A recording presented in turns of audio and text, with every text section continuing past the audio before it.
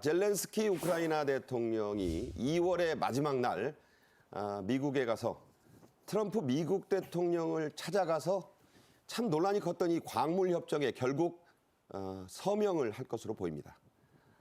약 보름 전에 미국 재무장관이 우크라이나로 찾아가서 건넨 협정 초안에는 젤렌스키 무척 분노하지 않았습니까? 예, 그렇습니다. 이제 지난 12일 날 미국의 재무장관이 그 키이우로 날아가서 직접 젤렌스키 대통령에게 내민 그 광물 협정 초안, 이거는 보면 히토류의 우크라이나의 히토류의 절반 50%를 미국이 장악하는 걸로 그렇게 돼 있는데, 게다가 그렇다고 안전 보장에 그러면 그 대가로 안전 보장은 뭐가 있느냐? 없어요.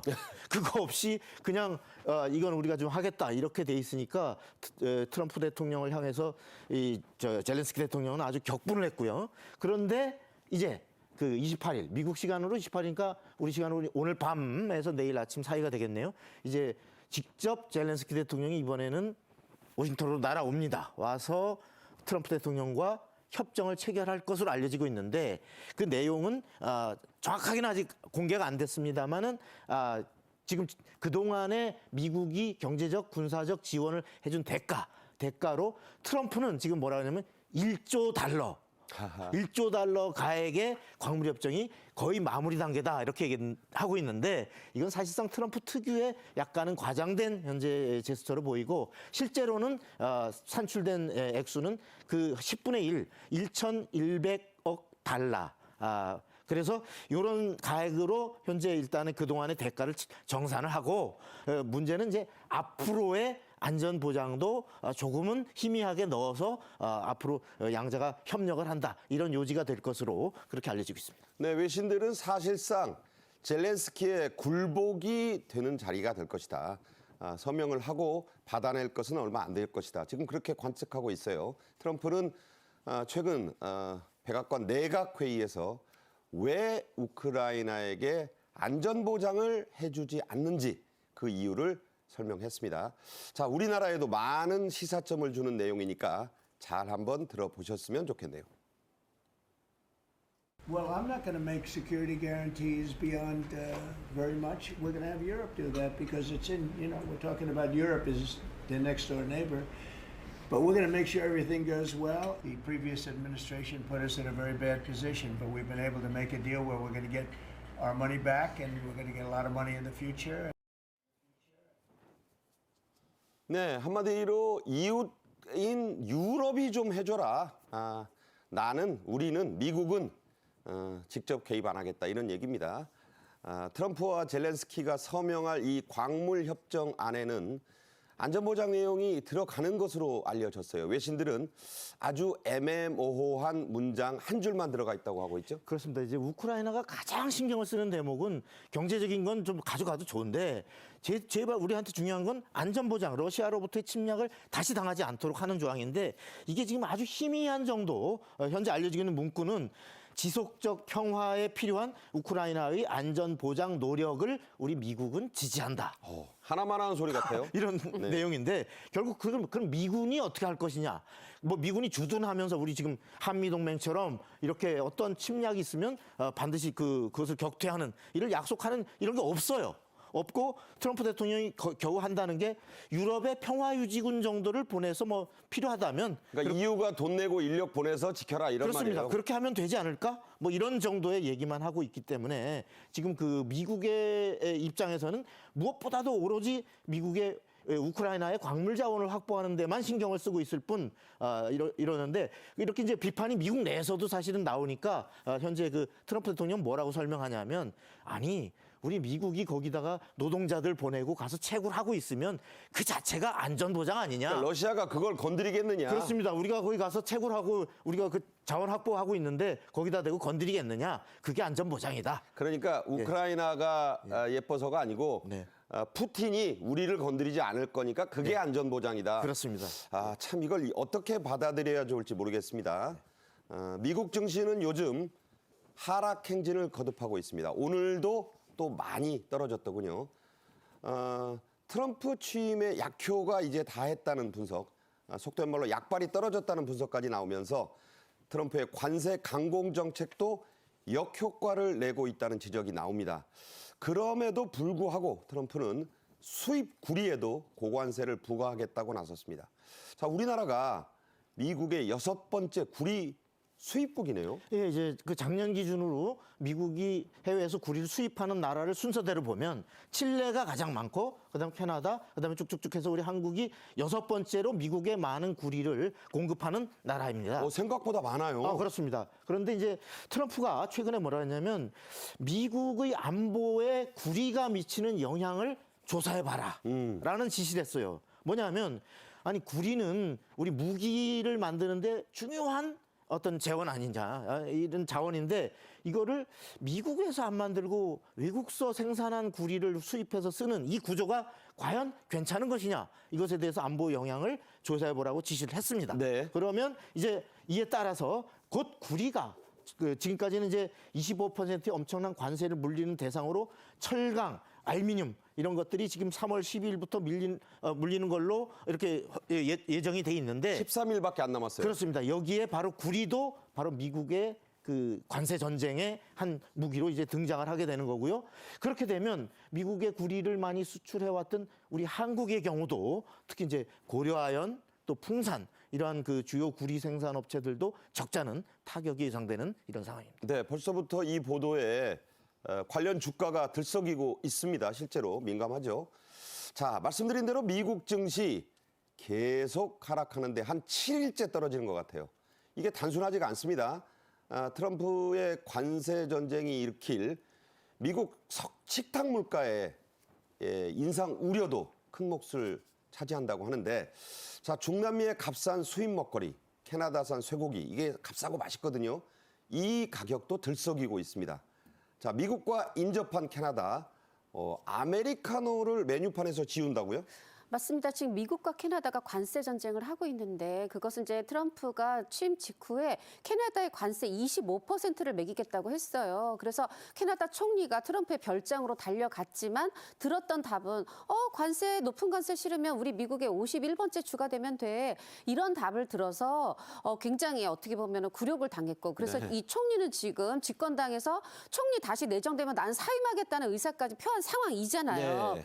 이 연장선상에 또 뭐가 있냐면 지금 이제 미국에서 이 보스턴에서 그 4개국 미국, 캐나다, 스웨덴, 핀란드가 하키를 하고 있거든요. 네. 하키 대항전의 결승전이 열리는데 트럼프가 여기서도 또 캐나다를 끌어들였어요. 미국과 캐나다가 결승에 올랐는데 내가 그 결승전 가고 싶은데 미국 주지사 협회가 있어서 못 가네 이러면서 캐나다 총리한테 당신이 지금 우리 주지사 회의에 오면 최고로 환영받을 거야. 마치 이 말에서도 캐나다를 51번째 주 취급하는 그런 그렇죠. 조롱을 한 겁니다. 캐나다인들 지금 화 났겠죠. 네. 그러다 보니까 메뉴판에서 아메리카노 다 지우고 캐나디아노로 바꾸고 있다는 겁니다. 네. 실제적으로.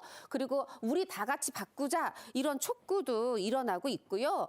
또 옷에는 뭐 옷도 있는데요. 캐나다는 판매용이 아니다. 이런 또 문구가 적힌 옷도 나오고 있고 굉장히 Not for sale이죠? 네, 여러 가지 이제 분노를 표하고 있는데 이 아메리카노라는 이 명칭은 사실 이제 미군이 세계 제2차 대전 때 참전을 해서 이제 어떻게 보면 커피 아주 잘 마시는 나라죠. 제대로 마시는 나라. 이탈리아 사람들이 에스프레소를 먹고 와 너무 쓰다 하면서 여기다가 물을 탔죠. 그래서 이제 이 이탈리아 사람들이 커피 맛도 모르는 미국인 그런 조롱의 의미를 담아서 아메리카노라고 했는데 이 조롱 캐나다가 같이 받지 않겠다는 거죠. 캐나디아노로 바꾸고 있습니다. 네, 이탈리아 여행할 때 제가 만났더니 아메리카노에 대해서 그런 말을 하더군요. 이게 그 커피냐? 이건 커피가 아니라 좀 더 심한 표현, 뭐 빤물 같다 이렇게 하는 얘기를 들었습니다. 커피가 굉장히 나라 자존심이 달린 거예요. 왜 감자튀김을 프렌치 프라이라고 합니까? 자, 폭스뉴스 진행자로 있다가 트럼프에게 파격적으로 발탁된 젊은 장관이 있죠. 바로 피트 헤그세스 미 국방장관입니다. 다음 달에 우리나라에 올 예정이라는데 이게 뭐 안보 문제보다는 조선 협력을 주 목적으로 지금 온다고요? 예, 일단 그 다음 달 말에 피트 헥세스 장관이 이 방안을 이제 현재 한국 당국과 조율 중인데요. 이것은 전통적으로 미국의 새 정부가 출범하면 국방장관이 동맹국들을 순회하면서 어떤 안보에 대한 기초적인 조율을 하는 이런 일환으로 보면 되겠습니다. 그러면서 특히 우리가 그 트럼프 대통령이 취임 바로 이틀 만에 우리 윤석열 대통령하고 통화를 하면서 가장 일성으로 꺼냈던 바로 한국과의 조선 분야의 협력을 원한다. 그 한국의 뛰어난 조선 제조 능력을 갖고 우리 미국이 필요한 함정을 지금 대폭 증가시키는데 협력을 원한다라는 그런 연장선에서 이번에 헥세스 장관이 오게 되면 한국의 주요 조선소 현장을 방문해서 한국의 현황을 돌아보게 되면서 구체적인 협력 방안을 구체화해 나갈 것이다. 이렇게 예측이 되고 있고요. 그런데 이제 여기 또 하나 사실은 우리가 신경이 쓰이는 대목은 뭐냐면 바로 방위비 분담금 증액 요구입니다. 이른바 그저 분담금 협상을 다시 하자. 그렇습니다. 지금 이제 바로 그 유럽과 우크라이나에서 트럼프 출범 이후에 모든 걸 돈으로 환산하는 트럼프 행정부에서 바로 동맹도 돈으로 돈 내라. 그런 연장선에서 우리에게 구체적인 방위비 증액 협상의 시작이 이제 훅 들어오는 이런 것이 시작되는 거 아닌가? 예. 이런. 조선협력하러 오겠지만 안보 얘기를 국방장관이 안 하겠습니까?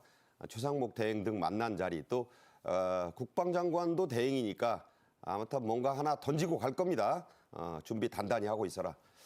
자, 트럼프 대통령은 미국 영주권, 이거 그린카드라고 그러죠. 영화 제목도 있습니다. 1인당, 이게 한가구인지 1인당인지는 모르겠는데 70억 원에 팔겠다고 했습니다. 오, 세계가 지금 다 놀라고 있죠? 놀라고 있습니다. 25일에 트럼프 대통령, 미국 대통령이 한 얘기인데 자신들의 그 그린카드를 영주권을 70억 원에 판매하겠다 이렇게 얘기를 하면서 이거 골드카드다, 특권이고 시민권을 취득할 수 있는 길을 열어줄 거다 이렇게 얘기를 했어요. 물론 미국에서 이 영주권을 얻을 수 있는 거, 금액으로 살 수 있는 건 1990년에 도입이 됐고 그때 당시에는 이제 이게 훨씬 이제 값이 적었어요. 지금은 이제 70억 원이지만 한 이제 우리나라 돈으로 그때 당시에는 100만 달러, 14억 정도 내고 일자리 창출 10개 하면 그린카드 준다 이랬는데 이게 이제 35년 만에 금액이 이제 70억 달러가 된 그런 70억 상황. 원. 70억 원이 되는 상황인데요. 물론 배경이 있어요. 지금 미국 국가 부채가요.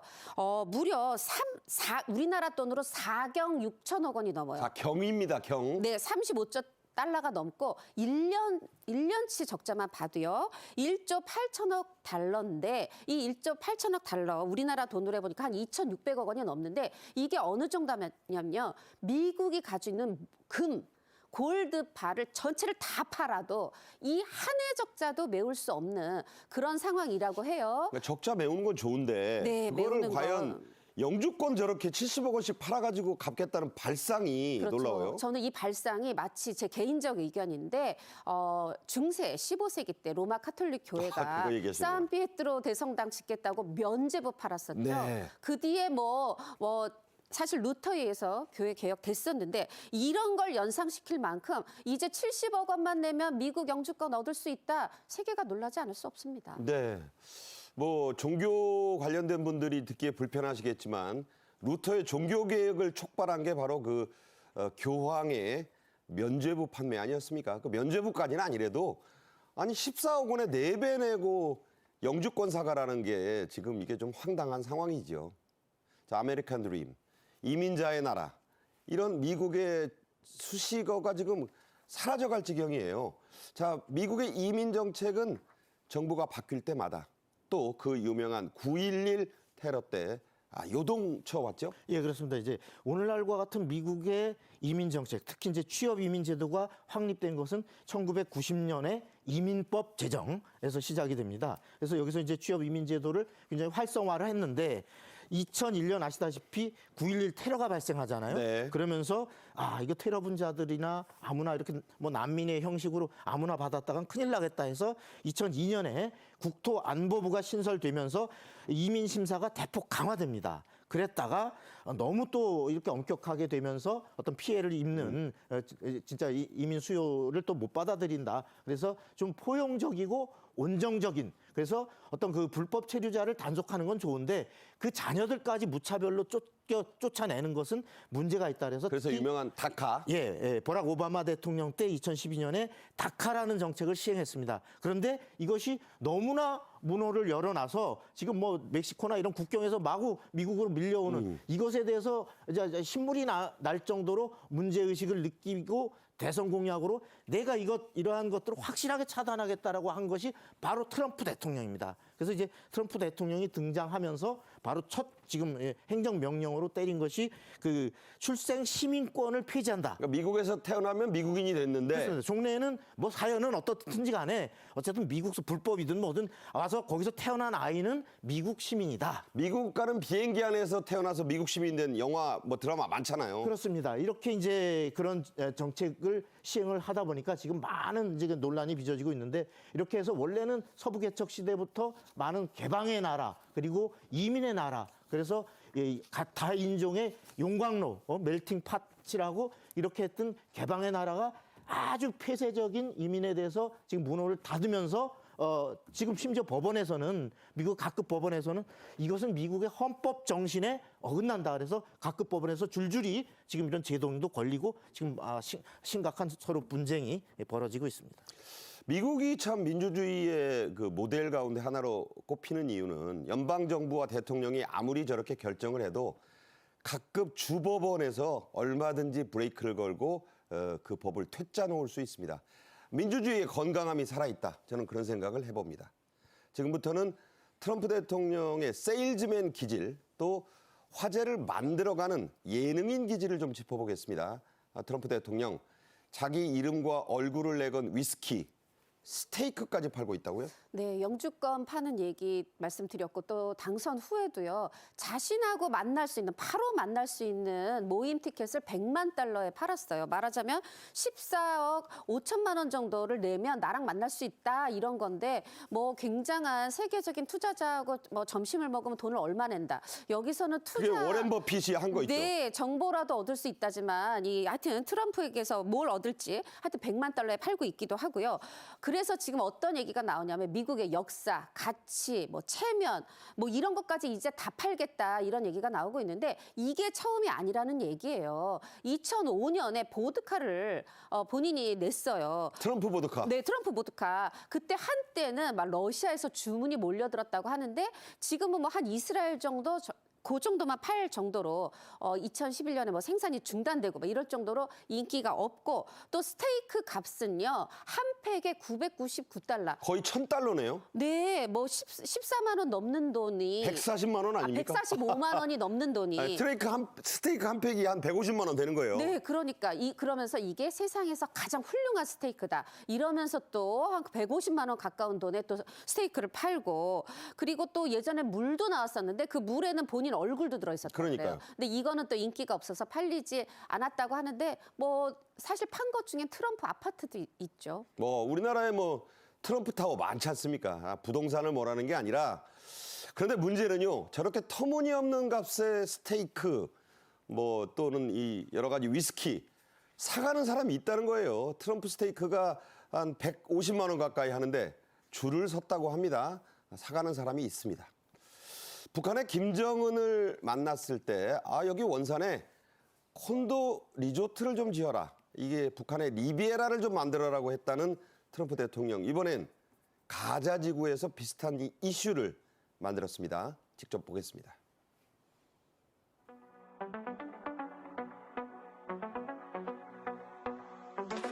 Tunnels coming to set you free, bringing the light for all to see. No more tunnels, no more fear. Trump Gaza is finally here. Trump Gaza shining bright, golden future, a brand new life. Feast and dance, the deal is done. Trump Gaza number one. Trump Gaza shining bright, golden future, a brand new life. Feast and dance, the deal is done. Trump Gaza number one. 네, 영어 표현에 다소 오해가 있을 수 있습니다만 가자 지구를 오큐파이, 점령해서 그러니까 군사력 쓰겠다는 걸 하니까 그게 아니고 소유권을 갖고 이렇게 또 해명을 했거든요. 리비에라, 이탈리아의 유명한 그 지중해 해양지 아닙니까?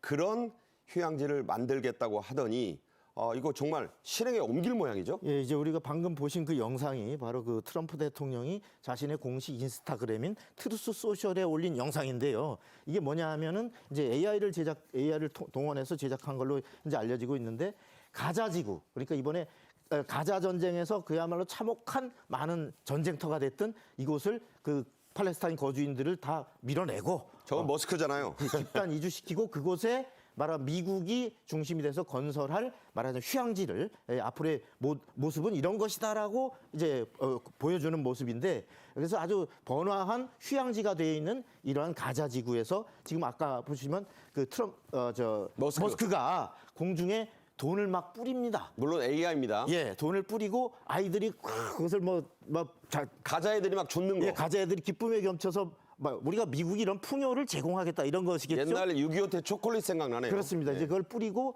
그리고 거기다 바로 그 네타냐후 이스라엘 총리와 트럼프 자신이 바로 그 선베드에 누워서 일광욕을 즐기면서 칵테일을 즐기는 이런 모습을 지금 보여주고 있습니다. 자, AI 영상입니다, 여러분. 하지만 저게 주는 미국 대통령이 올렸잖아요. 파장이 매우 커요. 하지만 가자지구 상황 그렇게 녹록치가 지금 않습니다. 어렵게 성사됐던 휴전 곧 깨지게 생겼죠. 예, 이제 우리가 1월 19일 날 해서 6주간 1차의 기한으로 정해서 이 기간 동안 일종의 서로 포로 교환을 하고 바로 서로 신뢰를 쌓는 이 기간이 이제 3월 초에 만료가 됩니다. 그런데 문제는 다음 단계인 2단계로 더 진전돼 나가지 못하고 여기서 깨지고 이제 무산이 되고 다시 전운이 감돌고 있다. 이렇게 하는 건데요. 뭐냐면은 그 이스라엘 내의 그 내각 또 여론이 이참에 말이야 완전히 이 하마스 이 팔레스타인 무장정파 하마스를 완전히 뿌리를 멸절. 뽑자 멸절 뿌리를 뽑아버리고 우리가 확실한 중동에 예. 멸절 무서운 말이에요. 그렇습니다. 확실한 패권을 장악하자 이런 여론이 고조되면서 네타냐후 총리가 자 우리는 언제든 전투를 재개할 준비를 갖췄고 모든 작전 계획이 준비돼 있다 이렇게 지금 밝히고 있습니다. 네, 저렇게 중동이 어려운 지역입니다. 그런데 거기다가 200만 명 가까운 가자 주민들은 어디로 가라고 리비에라를 세우겠다고 하니 참 현실감은 참 떨어진다. 그런 생각이 드네요. 자, 올해 78세인 트럼프. 30살이나 젊은 어린 아들뻘의 마크롱 프랑스 대통령만 만나면 손에 힘이 들어가는가 봅니다. 물론 마크롱이 먼저 꽉 잡아서 그렇다는 얘기도 있어요. 8년 전에 이어 이번에도 악수 대결을 했습니다. 영상 보시죠.